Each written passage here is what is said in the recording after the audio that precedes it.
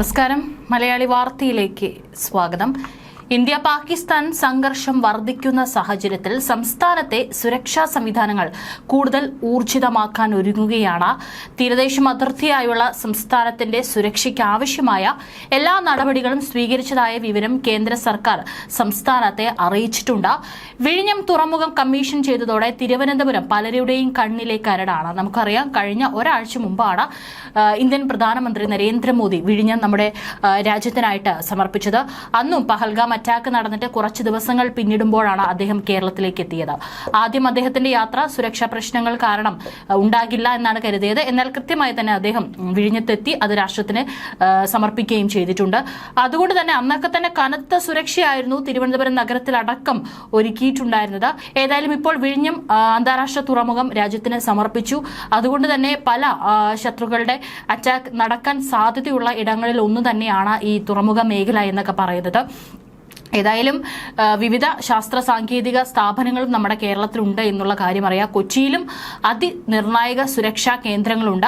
ഈ സാഹചര്യത്തിലാണ് കേരളവും കരുതൽ ശക്തമാക്കുന്നത്.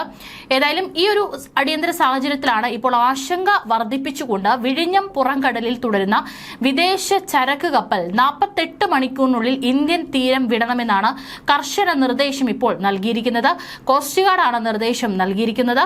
എഞ്ചിനിലെ കംപ്രസർ തകരാറായി യാത്ര മുടങ്ങിയതോടെയാണ് ഇപ്പോൾ കപ്പൽ വിഴിഞ്ഞം പുറംകടലിൽ നങ്കൂരമിട്ടത്. ചെന്നൈയിൽ നിന്ന് ദുബായ് തുറമുഖത്തേക്ക് പോവുകയായിരുന്ന MV സിറ എന്ന ബൾക്ക് കാരിയർ ചരക്ക് കപ്പൽ ഉടൻ തകരാർ പരിഹരിച്ച് ഇന്ത്യൻ തീരം വിടാനാണ് കോസ്റ്റ് ഗാർഡിന്റെ വിഴിഞ്ഞം സ്റ്റേഷൻ അധികൃതർ നിർദ്ദേശിച്ചിരിക്കുന്നത്. കഴിഞ്ഞ ഒരാഴ്ചയായി കപ്പൽ വിഴിഞ്ഞം പുറംകടലിൽ തുടരുകയാണ്. ഇതോടെ കോസ്റ്റ് ഗാർഡിന്റെ വിഴിഞ്ഞം സ്റ്റേഷനിൽ നിന്ന് C441 എന്ന കപ്പലിലെത്തി പരിശോധന നടത്തിയിരുന്നു. എഞ്ചിനിലെ കംപ്രസർ തകരാറിലായതാണ് കപ്പൽ പുറപ്പെടുന്നതിന് തടസ്സമായതെന്നാണ് ക്യാപ്റ്റനും ഈജിപ്ത് സ്വദേശിയുമായ അൻവർ ഗാമൽ കോസ്റ്റ് ഗാർഡിലെ ഉദ്യോഗസ്ഥരെ അറിയിച്ചിട്ടുള്ളത്. രാജ്യത്തിന്റെ നിലവിലെ സാഹചര്യം അനുസരിച്ച് കഴിഞ്ഞ ഒരാഴ്ച കാലമായി കപ്പൽ പുറംകടലിൽ തുടർന്നതിനാലാണ് കോസ്റ്റ് ഗാർഡിന്റെ ഉദ്യോഗസ്ഥരെത്തി കപ്പലിനുള്ളിൽ പരിശോധന നടത്തിയത്. ഇന്ത്യക്കാരടക്കം 26 ജീവനക്കാരാണ് കപ്പലിലുള്ളതെന്നും ക്യാപ്റ്റൻ അറിയിച്ചു.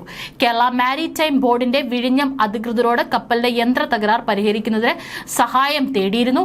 എന്നാൽ ഇതിൽ തീരുമാനമായിരുന്നില്ല. സ്പെയർ പാർട്സ് എത്തിക്കുന്നതിനുള്ള സഹായമാണ് ആവശ്യപ്പെട്ടിരുന്നത്.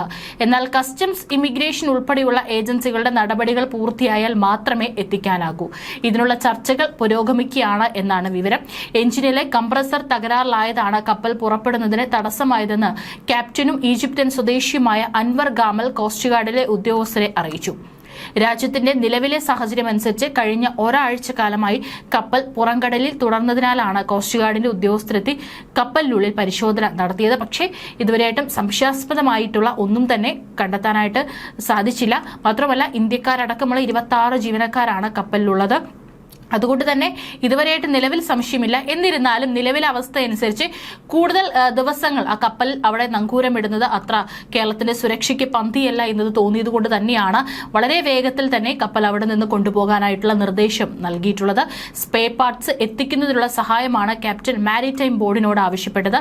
കസ്റ്റംസ്, ഇമിഗ്രേഷൻ അടക്കമുള്ള ഏജൻസികളുടെ നടപടികൾ പൂർത്തിയാക്കിയാലേ സ്പെയർ പാർട്സും എത്തിക്കാനാകൂ. ഇതിനുള്ള ചർച്ചകളും പുരോഗമിക്കുന്നുവെന്നാണ് വിവരം. രാജ്യത്തെ നിലവിലെ സാഹചര്യം അനുസരിച്ച് വെസ്റ്റ് ഇൻഡീസ് കേന്ദ്രമാക്കിയുള്ള കപ്പലിനെ ഇവിടെ തുടരാനാവില്ല. അതിനാൽ തകരാർ പരിഹരിച്ച് അതിവേഗം ഇന്ത്യൻ തീരം വിടണമെന്ന് കോസ്റ്റ് ഗാർഡ് കർശന നിർദ്ദേശം നൽകിയിരിക്കുകയാണ്. മാത്രമല്ല, നിലവിൽ നങ്കൂരമിട്ടിരിക്കുന്ന സ്ഥലത്ത് നിന്ന് അകലെ പോകണമെന്നും നിർദ്ദേശം നൽകിയിട്ടുണ്ട്. കപ്പലിന്റെ സാങ്കേതിക തകരാർ പരിഹരിക്കുന്നതിനുള്ള കംപ്രസർ ശനിയാഴ്ച എത്തിച്ച് കപ്പൽ രാത്രിയോടെ പുറപ്പെടുമെന്നാണ് ലഭിക്കുന്ന വിവരം. അതിർത്തിയിലെ ഇന്ത്യ പാകിസ്ഥാൻ സംഘർഷത്തിന്റെ പശ്ചാത്തലത്തിൽ സംസ്ഥാനത്തെ സുരക്ഷാ സംവിധാനങ്ങൾ അടക്കം തന്നെ ശക്തമാക്കിയിരിക്കുകയാണ്. സേനാ വിഭാഗങ്ങൾ തീരസുരക്ഷ അടക്കം ഉറപ്പാക്കിയിട്ടുണ്ട്. പ്രതിരോധ നടപടികളുമായി ബന്ധപ്പെട്ട് കേന്ദ്രത്തിൽ നിന്നും സൈനിക വിഭാഗത്തിൽ നിന്നും ലഭിക്കുന്ന നിർദ്ദേശങ്ങൾ ജനങ്ങളിലേക്ക് എത്തിക്കും. ഇതിന്റെ ഭാഗമായി ചീഫ് സെക്രട്ടറി കളക്ടർമാരുടെ യോഗം വിളിക്കും. വ്യോമസേനയും തീരസംരക്ഷണ സേനയും ഡോണിയർ വിമാനങ്ങളും ഹെലികോപ്റ്ററുകളും ഉപയോഗിച്ച് സംസ്ഥാനത്തും നിരീക്ഷണം നടത്തിക്കൊണ്ടിരിക്കുകയാണ്. റഡാർ നിരീക്ഷണവും ശക്തമാക്കിയിട്ടുണ്ട്. വിഴിഞ്ഞം, കൊച്ചി തുറമുഖത്തും കർശന സുരക്ഷ ഒരുക്കിയിട്ടുണ്ട്. വിഴിഞ്ഞത്ത് പ്രത്യേക റഡാറിന്റെ സഹായത്തോടെയാണ് തീരസംരക്ഷണ സേനയുടെ നിരീക്ഷണം. കൊച്ചിയുടെ കടലിലും ആകാശത്തും കരയിലും നിരീക്ഷണം ശക്തമാക്കിയിട്ടുണ്ട്. കൊച്ചി നാവിക താവളം, INS ദ്രോണാചാര്യ, INS ഗരുഡ, നാവിക വിമാനത്താവളം, INS HS സഞ്ജീവനി എന്നിവിടങ്ങളുടെ എല്ലാം സുരക്ഷാ സേനയെ വിന്യസിച്ചിട്ടുണ്ട്.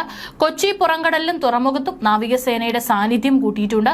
സൈനിക താവളങ്ങൾക്ക് പുറമെ വിമാനത്താവളം, തുറമുഖം, എണ്ണ ശുദ്ധീകരണശാല, LNG terminal, shipyard, container terminal തുടങ്ങിയ സ്ഥലങ്ങളിലെല്ലാം സുരക്ഷാ ഉദ്യോഗസ്ഥരെ കൂടുതലായി വിന്യസിച്ചു. ഇടുക്കി ഉൾപ്പെടെയുള്ള അണക്കെട്ടുകൾക്ക് പതിവ് സുരക്ഷ തുടരും. സംഘർഷ സാഹചര്യം നേരിടാനുള്ള സേനാ വിന്യാസം കേരളത്തിലില്ലെന്ന് പ്രതിരോധ വൃത്തങ്ങൾ പറഞ്ഞു. പഹൽഗാം ആക്രമണത്തിനും സിന്ദൂർ ഓപ്പറേഷനും ഇടയിലുള്ള ദിനങ്ങളിൽ തീരസുരക്ഷയടക്കം സേനാ വിഭാഗങ്ങൾ ഉറപ്പാക്കിയിട്ടുണ്ട്. സംസ്ഥാനത്തെ മന്ത്രിമാരുടെ സഞ്ചാരത്തിനിടെ പോലീസ് നിർദ്ദേശിക്കുന്ന സുരക്ഷാ സംവിധാനങ്ങൾ പാലിക്കാൻ പലരും തയ്യാറാകുന്നില്ല. രാജ്യത്തെ സാഹചര്യം അതീവ ഗുരുതരമാകുന്ന സാഹചര്യത്തിൽ മന്ത്രിമാർ പോലീസ് നിർദ്ദേശിക്കുന്ന തരത്തിലുള്ള സുരക്ഷാ നിർദ്ദേശങ്ങൾ പാലിക്കാൻ ബാധ്യസ്ഥരാണെന്ന് മുഖ്യമന്ത്രി തന്നെ അവരെ അറിയിച്ചിട്ടുണ്ട്. അതോടെ സംസ്ഥാനത്തെ മന്ത്രിമാരുടെ യാത്രകളും പരിപാടികളും അതീവ സുരക്ഷ പാലിച്ച് മാത്രമായിരിക്കും നടപ്പാക്കുക. അടിയന്തര സാഹചര്യങ്ങൾ നേരിടാൻ ഭക്ഷ്യസാധനങ്ങളുടെ ശേഖരണം അടക്കം ഉറപ്പാക്കാൻ ബന്ധപ്പെട്ട വകുപ്പുകൾ തയ്യാറാകണം. പ്രതിരോധ നടപടികളുമായി ബന്ധപ്പെട്ട് കേന്ദ്രത്തിൽ നിന്നും സൈനിക വിഭാഗങ്ങളിൽ നിന്ന് ലഭിക്കുന്ന നിർദ്ദേശങ്ങൾ ജനങ്ങളിൽ എത്തിക്കാൻ ചീഫ് സെക്രട്ടറിമാരുടെ ജില്ലാ കളക്ടർമാരുടെയും യോഗം വിളിച്ചു നിർദ്ദേശിക്കും. ഇന്നലെ ഓൺലൈനായിട്ടായിരുന്നു അടിയന്തര മന്ത്രിസഭാ യോഗം ചേർന്നത്. മുഖ്യമന്ത്രി പിണറായി വിജയൻ കണ്ണൂരിലും മന്ത്രിമാർ വിവിധ ജില്ലകളിൽ നിന്ന് ഓൺലൈനായി മന്ത്രിസഭാ യോഗത്തിൽ പങ്കെടുത്തു. രാജ്യത്ത് നിലനിൽക്കുന്ന ഇന്ത്യ പാക് സംഘർഷാന്തരീക്ഷം കൂടുതൽ സങ്കീർണതയിലേക്ക് നീങ്ങുന്ന സാഹചര്യത്തിലാണ് സംസ്ഥാന സർക്കാരിന്റെ 9ാം വാർഷികാഘോഷ പരിപാടികൾ ഒഴിവാക്കാനും മന്ത്രിസഭ തീരുമാനിച്ചത്. ഇനിയുള്ള 6 ജില്ലകളിലെ വാർഷികാഘോഷ പരിപാടികളാണ് തൽക്കാലത്തേക്ക് ഒഴിവാക്കിയിരിക്കുന്നത്. എന്നാൽ വിവിധ ജില്ലകളിൽ നടന്നുവരുന്ന എക്സിബിഷനുകൾ തുടരും. കലാപരിപാടികൾ നിർത്തിവെക്കാനും തീരുമാനിച്ചു. മുഖ്യമന്ത്രിയുടെ നേതൃത്വത്തിൽ നടന്നുവന്ന പ്രഭാത യോഗങ്ങളും ഒഴിവാക്കി. സുരക്ഷയിൽ കൂടുതൽ ശ്രദ്ധ കേന്ദ്രീകരിക്കാനാണ് ഇത്. കേരളത്തിലെ 4 വിമാനത്താവളങ്ങളിലും സുരക്ഷ ശക്തമാക്കി. വിമാന സർവീസുകൾ തടസ്സപ്പെട്ടിട്ടില്ല. സുരക്ഷാ പരിശോധന ശക്തമാക്കിയതിനാൽ ആഭ്യന്തര യാത്രക്കാർ വിമാനം പുറപ്പെടുന്നതിന് 3 മണിക്കൂർ മുമ്പും അന്താരാഷ്ട്ര യാത്രക്കാർ 5 മണിക്കൂർ മുമ്പ് എത്തണമെന്ന് സിയാൽ അധികൃതരും അറിയിച്ചിട്ടുണ്ട്. ഏതായാലും കഴിഞ്ഞ ദിവസങ്ങളിലൊക്കെ തന്നെ രാജ്യത്ത് മോക്ക് ഡ്രിൽ നടക്കുമെന്ന് പറഞ്ഞ വേളയിൽ കേരളത്തിലും പല ജില്ലകളിലായിട്ട് മോക്ക് ഡ്രിൽ നടന്നിട്ടുണ്ടായിരുന്നു. ഏതൊരു അടിയന്തര അവസ്ഥ വന്നു കഴിഞ്ഞാൽ അതിനെ നേരിടാൻ സജ്ജരായിരിക്കണമെന്നുള്ള നിർദ്ദേശങ്ങളും കേരളത്തിലുള്ള ജനങ്ങൾക്കും നൽകിയിട്ടുണ്ട്. ഏതായാലും പ്രധാനപ്പെട്ട ഈ തന്ത്ര മേഖലകളിലൊക്കെ തന്നെ കനത്ത സുരക്ഷയാണ് കേരളവും ഒരുക്കിയിരിക്കുന്നത്. അതിനുള്ള നീക്കങ്ങളൊക്കെ തന്നെ നമ്മുടെ സർക്കാരിന്റെ നേതൃത്വത്തിൽ നടന്നു വരികയാണ്.